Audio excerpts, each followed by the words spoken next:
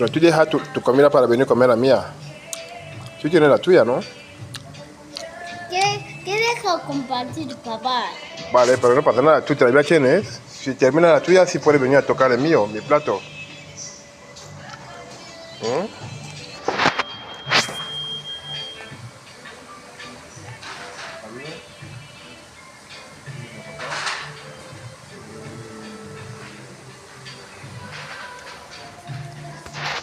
Venga, a comer.